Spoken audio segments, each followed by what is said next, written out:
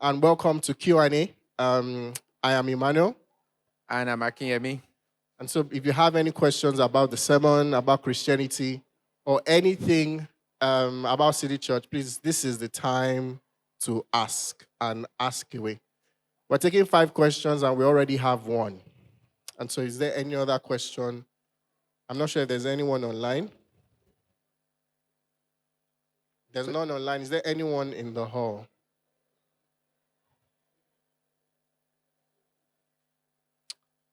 Anyone in the hall? All right. Thank you. Amy, any other person? Okay, maybe Amy can ask, and maybe that sort of jiggles, if that's the word, our brains. Please, let's keep it quiet. Thank you. Or ginger. Good morning. Good morning, my Amy. question is on the sermon this morning.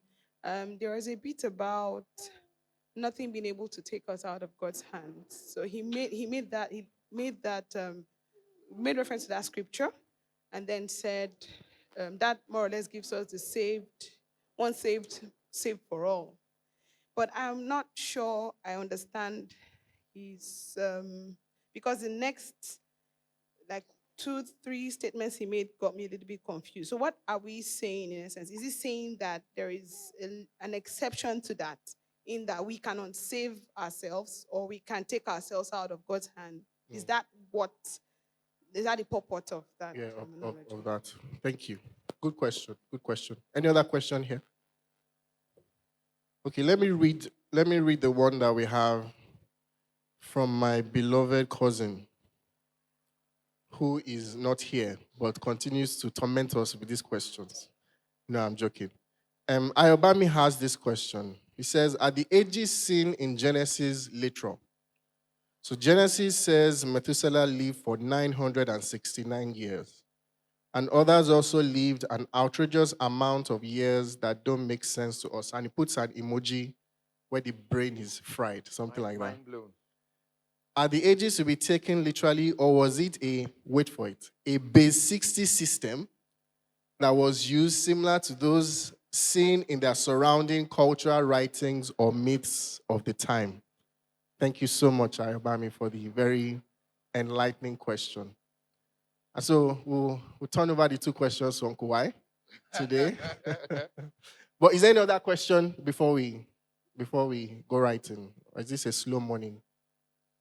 Or maybe we're hungry and cold as well.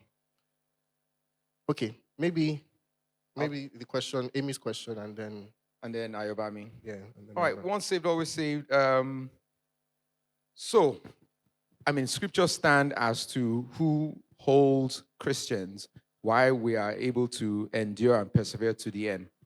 But you see a lot of warnings in scriptures against hard-heartedness, against staying, walking in sin, living in sin. Again, part of that hard-heartedness complex. And the idea is this.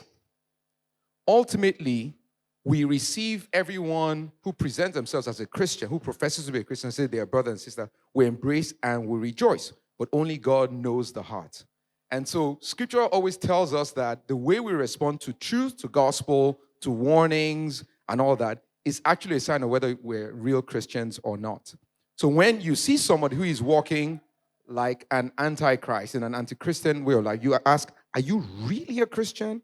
If you're a Christian, God expects you to respond and live in a certain way. And so you rebuke, you correct, and you hope that they will come back. And then you would say, oh, for this person who is a believer, even when he was erring and not living well, when he heard the call, when he heard the cry, when he heard the rebuke, he responded. And so we rejoice and we have an assurance that this person is going to heaven.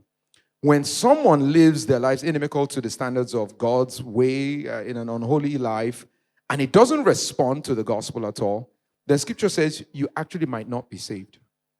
That's the value of the warning, is to check yourself. I can't make that judgment for you. I can't say because you're living this way or that way, you're not a Christian. But I can say you are living like someone who has not believed.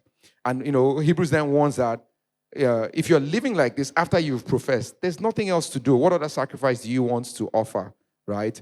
There's only judgment ahead of you. So if you really are a Christian, if you really believe that you belong to the Lord, And if then you should hear this warning and you should respond by changing and by repenting. So part of what sort of part of the complex that Tommy was referring to in Hebrews is that set of warnings to people that says, thank God for you for professing to be a Christian. But the things that are associated with Christianity, we're confident of these things about you, that you respond to the truth, that you will come back, that you will not draw back, that you will actually will come into God's rest. Does that make sense? Thank you. Nothing to add. Nothing to add. Thank you. So on the question, Ayobami's question basically is, are the ages in Genesis reliable, particularly the long ones? So this is sort of going to be a long-winded answer, but humor me. So first thing to say is that the ages in Genesis, really, the contentious ages in Genesis are actually limited to one chapter, Genesis chapter 5. That's where you have Adam's age, 912 years, where you have Methuselah's age, 969 years, and people like Lamech, 777 years. So it's not the entirety of Genesis, just to put that clear. But then secondly is, I want us to be careful of a certain kind of strain that, and this is not just to Ibami, but to all of us generally. And so when he writes an outrageous amount of years that don't make sense to us, we have to be careful that when we come to the Bible, we don't come with our own sort of preconceived notions of what is possible and what isn't possible. The Bible sets out for us from the very beginning, all the way to the end, Genesis 1, verse 1, in the beginning, God. And that sort of introduces us to the fact that everything that we find in the Bible is done by this person who is omnipotent and who is omniscient and who can do basically whatever he wants. And so that something doesn't make sense to us doesn't mean that it actually isn't possible. Just putting that out there. It's that same logic, when it's taken to the extreme, that makes people say things like, how can a fish swallow a human being? Is that even possible? So Jonah's story is sort of out the way. And then you even have people like the third president of the US, Thomas Jefferson, who basically said, I like the Bible, but there are some things that just don't make sense there. And so he cuts out all the bits and pieces of the Bible that he finds to be supernatural and doesn't make sense. And then he comes out with his own Bible. The problem with that is when you do that, you actually end up having a book that any other person, like you and I, could have written. It's no longer the Bible. Okay, so we have to be very careful that the fact that something doesn't make sense to us doesn't mean that it isn't possible. So just saying that wherever you land on whether the ages in Genesis 5 are literal or not literal, it has to be, it shouldn't be because you don't think God can do, extend human lifespan for whatever reason. Now, I do think, so on this one, actually, there isn't a straight answer. I think that a lot of people on both sides, there are sort of good reasons for whatever sort of answer you land on. So there are people who would say that the ages in Genesis 5 are literal, and their reasoning is when you come to Genesis chapter 6, for instance, I think it's verse 14, where you have the record of all the wickedness of human beings. It begins to say that God then swears that the wickedness and iniquity of human beings has gone on for too long. Their age will now be 120 years. So that sort of infers that there was a time where there sort of wasn't a restriction on how long human beings could live. And now God is saying, because of the wickedness that has gone on for so long, let's put a cap to this thing. Because if these people can live forever, like they were originally designed to live forever, then this world is just going to go to flames. And basically, that's part of the reasons why, if you're familiar with the story of the Bible, there's a flood because human beings have been perpetrating, wickedness for a long time. So that's one argument for why the ages may have been literal. But then the second argument for why the ages may not have been literal is what Ayobami sort of alludes to. And, he talks about the base 60 sort of counting system. Let me sort of break it down. I'm not a mathematician, but let me try to break it down. So we have a number system comes to us from the Arabians, right? If you remember, I think this is primary school or secondary school stuff. That your decimals and all those other sorts of things comes to us from the Arabians. And what you have basically is you have 10 digits, 0 to 9, 10 digits, and you can then sort of decimalize everything, from those 10. You can either count forward or sort of count backward, which is your decimals, from those 10 digits. And that's a sort of base 10 numbering system, which is based on 10 digits. So you have 10, 20, 30, 10, basically 100, 1,000, all of those sort of things. That's the base 10 numbering system. So everything is based on a number value, a fundamental block of 10. But then there was another sort of counting system which is based on 60. And even though that isn't a very common numbering system, we still have it with us today. So we have 60 seconds makes 1 minute. 60 minutes makes 1 hour. Your 24 hours in a day is a function of 60. 1,440 minutes is what gives you your 24 hours. So we still have, even though it's not common, we still have that sort of base 60 numbering system where 60 can sort of stand for 1. And so there is a possibility that those numbers may have been a sort of anchored on a base 60 numbering system. And part of the arguments is that when you look at the numbers in Genesis 5, they end with 0, 2, 5, 7, and 9. 0, 2, 5, 7, and 9. Okay? So that is a possibility. Now, I don't know which is right because I don't have a PhD in ancient Near Eastern studies and all of those things. But all of that to say that there are good reasons for whichever side one lands on.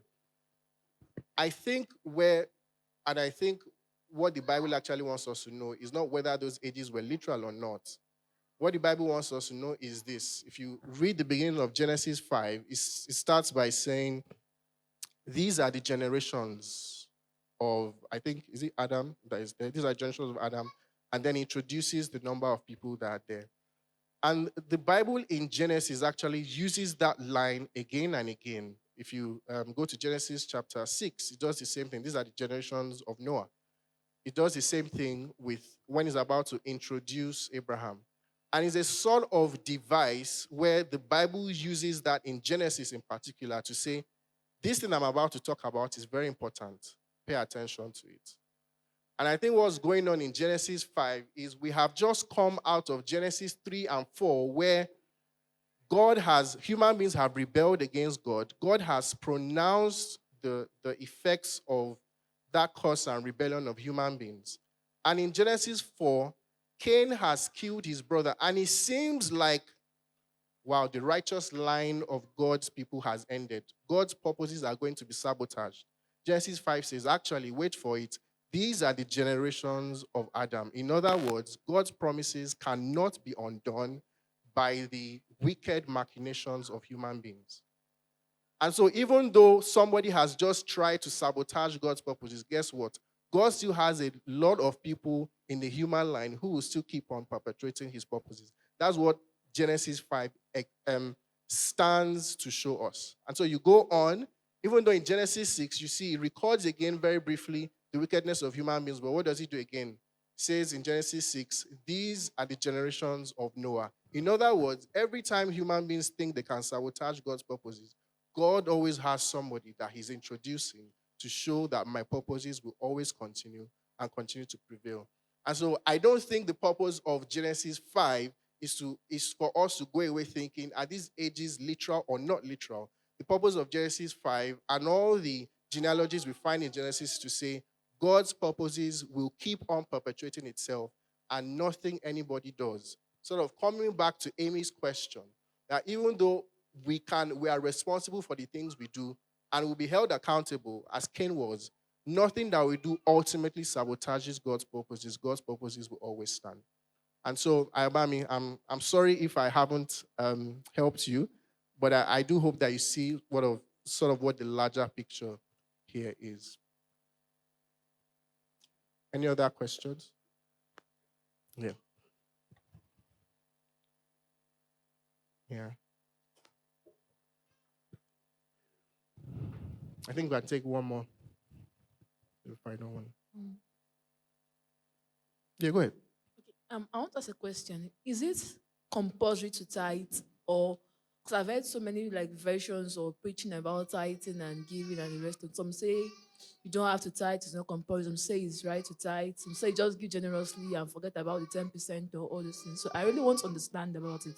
Because when I ask different people, I get different answers that doesn't really, I don't know if I would say it doesn't make sense to me, or sometimes I'll say, okay, yeah, I accept this one. So I really want to know, what do you think about tithing?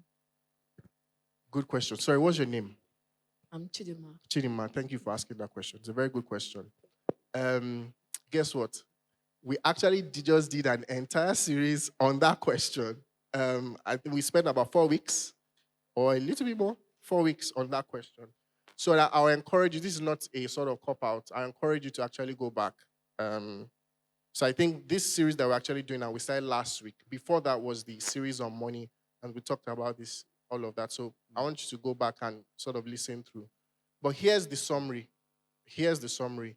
God, it is compulsory as a Christian to be generous. It's compulsory as a Christian to be generous, and no economic situation in which we find ourselves actually is a good excuse for us not to be generous. Now, within that bound of generosity, there are then different things that God then gives us the liberty to be able to do based on our income and based on, wherever we are at a particular point in time. None of those things forces God's hand. But again, when we are generous to God, God, like the Bible shows us, and as we heard in the series that was just concluded, God opens the windows of heaven, and He is again lavish to us and is generous with us. And so I just put that as to say that that's the broad answer to your question, but I want you to go back and listen to this. I think the whole series, and there was a Q&A that followed either the third or the fourth, way extensive treatment of it. So hope it's helpful. Thank you very much, everyone. God bless you. Have a great, great week.